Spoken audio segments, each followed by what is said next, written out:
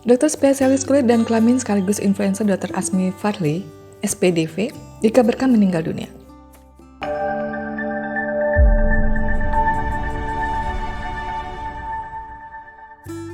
Asmi berpulang di Bali pada Senin 16 Desember 2024 dini hari, tepatnya pukul 2 pagi. Kabar duka ini disampaikan oleh Rumah Sakit Umum RSU Pindad melalui akun Instagram resminya @rspindad. Menurut informasi yang dikutip dari akun Instagram @lambegosip, Dr. Asmi diduga meninggal dunia akibat sakit kepala yang berkaitan dengan pecahnya pembuluh darah. Kabar duka ini juga telah dikonfirmasi oleh pihak keluarga melalui pernyataan resmi. Keluarga menyebutkan bahwa Dr. Asmi mengembuskan napas terakhir pada pukul 2 pagi di Bali, di mana ia tengah bersama istrinya dan influencer Arif Muhammad. Lalu, apa penyebab pembuluh darah di otak? Faktor apa saja yang dapat memicu penyakit ini, dan bagaimana cara penanganannya? Pembuluh darah pecah di otak merupakan kondisi yang bisa berakibat fatal. Tak hanya merusak otak, kondisi ini juga dapat membahayakan nyawa. Oleh karena itu penting untuk mengetahui penyebab pecahnya pembuluh darah otak agar dapat segera ditangani. Pembuluh darah berfungsi sebagai saluran untuk mengalirkan darah yang berisi oksigen dan nutrisi ke seluruh sel, jaringan, serta organ tubuh.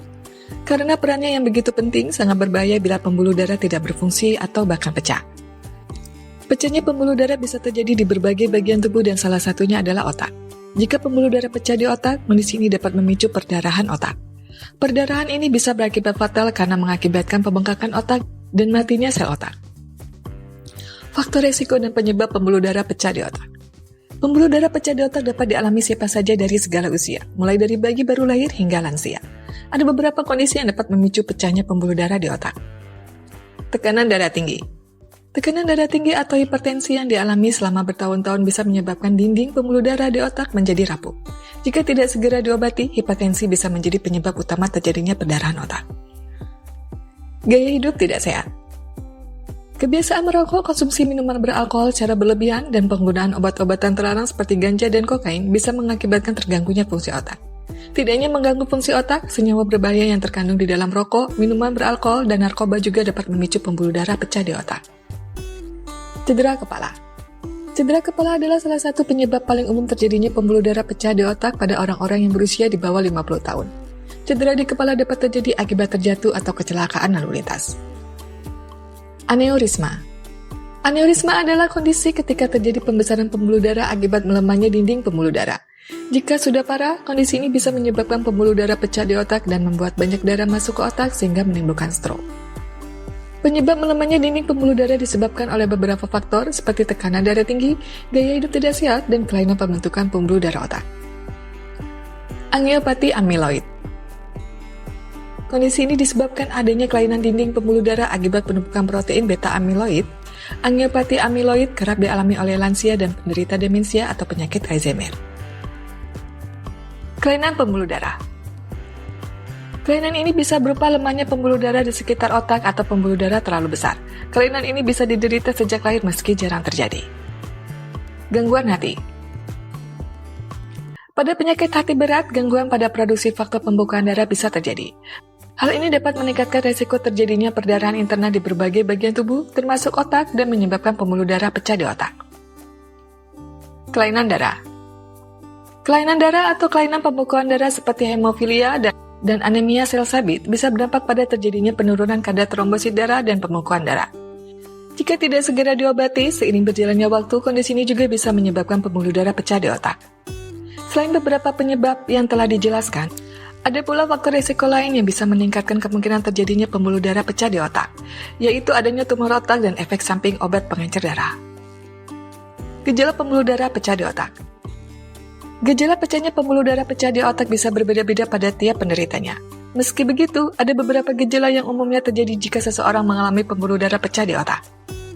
Sakit kepala hebat yang datang secara mendadak, kesemutan atau kelumpuhan di wajah, lengan, atau kaki secara mendadak, gangguan penglihatan baik pada salah satu mata atau keduanya, sulit menelan, sulit mengendalikan koordinasi tubuh dan hilang keseimbangan, muntah-muntah, hilang kesadaran, lesu, mengantuk, dan tidak sadar akan keadaan di sekitarnya, kesulitan menulis, bicara, membaca, atau memahami sesuatu, dan sering kebingungan. Bagaimana cara penanganannya? Pasien dengan pembuluh darah pecah di otak perlu segera mendapat penanganan dari dokter. Hal ini karena pecahnya pembuluh darah di otak tidak hanya dapat merusak otak, tetapi juga membahayakan nyawa. Untuk memastikan dan memberi penanganan pembuluh darah pecah di otak, dokter akan melakukan pemeriksaan fisik dan pemeriksaan penunjang seperti pemeriksaan darah, MRI, CT scan, maupun angiografi. Setelah melakukan pemeriksaan, dokter akan memberikan beberapa penanganan untuk mengatasi pembuluh darah pecah di otak. Obat-obatan. Dokter akan memberikan obat untuk meredakan gejala dan mencegah komplikasi yang lebih serius akibat pembuluh darah pecah di otak.